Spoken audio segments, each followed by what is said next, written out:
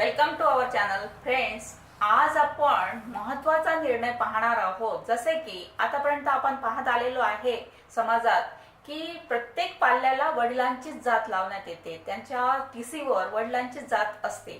परंतु आता महत्त्वाचा निर्णय देण्यात आलेला आहे की जर सिंगल पॅरेंट असेल, आईनीच त्या पाल्याचं पूर्ण पालन पोषण केलेलं आहे, त्याला वाढवलेलं आहे आणि त्याची पूर्ण जबाबदारी आईवरच आहे, तर आईची जात लावण्याचा पाल्याला हक्क आहे.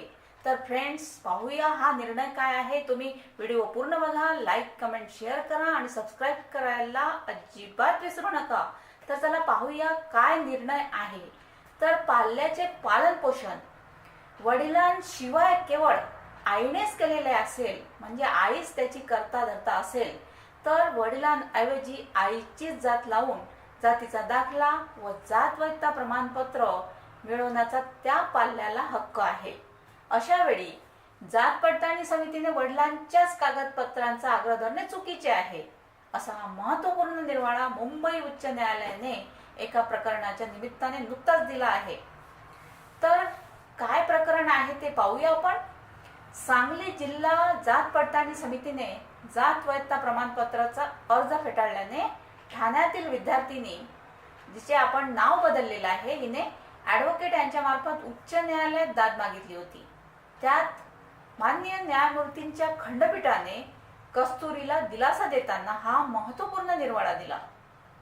आता नाव बदललेलं, या मुलीचं नाव आपण ठेवलेलं आहे अपर्णा. अपर्णाचा जात वैधता प्रमाणपत्राचा अर्ज कॉलेजने समितीकडे पाठवल्यानंतर समितीने सुनावणीसाठी बोलावून कागदपत्रे मागितली.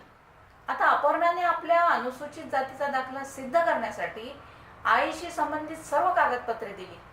तेव्हा वडिलांशी संबंधित कागदपत्रे दिली नसल्याबद्दल समितीने तिला कारणे दाखवा पाठवून स्पष्टीकरण मागितले. त्यानंतर आईने त्याविषयी लेखी उत्तर देत स्पष्टीकरण दिले की समितीने पुन्हा नोटीस पाठवली आणि आईनेही पुन्हा स्पष्टीकरण दिले. अखेरीस समितीने 31 जुलै 2020 रोजी अपर्णाचा जात दाखल्याचा दावा फेटाळला, म्हणून तिने उच्च न्यायालयात धाव घेतली. आता याचिकादाराचे आईवडील लग्नानंतर काही कालावधीतच विभक्त झाले. कालांतराने दोघांचा रीतसर घटस्फोटही झाला, डिवोर्स झाला. परंतु घटस्फोटापूर्वी व नंतरही आईनेच याचिकादार लहान असल्यापासून तिचे एकटीने पालनपोषण केले. वडिलांनी आपल्या दोन्ही मुलांकडे कधीही लक्ष दिले नाही आणि आपल्या गावच्या नातेवाईकांकडेही नेले नाही, असे समितीच्या दक्षता अधिकाऱ्यांच्या अहवालातही आले आहे. आता याचिकादाराला इयत्ता पहिलीत प्रवेश घेताना आईने तिची स्वतःची जात तिथे लिहिली आणि तीच जात आईच्या वडिलांचीही होती. आता याचिकादाराच्या आजोळच्या म्हणजेच आजोबांच्या जातीच्याच चालीरीती होत्या, असे त्यात अहवालात नमूद आहे. म्हणजेच याचिकादार मुलीने लहानाची मोठी होताना त्याच चालीरीतीचा अवलंब केला. परिणामी त्याच जातीची असल्याचा आणि तसाच सामाजिक दर्जा असल्याचा दावा करण्याचा तिला हक्क आहे. तिने वडिलांच्या बाजूची कागदपत्रे दाखवून तिची जात सिद्ध करण्याच्या समितीने केलेला आग्रह कायदेशीर दृष्ट्या चुकीचा आहे. समितीने या संदर्भातील माननीय सर्वोच्च न्यायालयाच्या निवाड्यांचा विचार केला नाही, असे खंडपीठाने आपल्या निर्णयात स्पष्ट केले.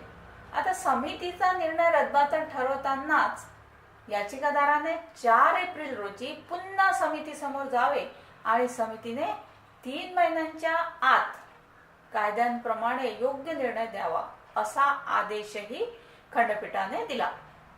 तर फ्रेंड्स, हा होता महत्त्वपूर्ण निर्णय. जसे की सिंगल पॅरेंट असेल तर आईचीच जात पाल्याला लावण्यात यावी, हा महत्त्वपूर्ण निर्णय आहे. Friends, thank you.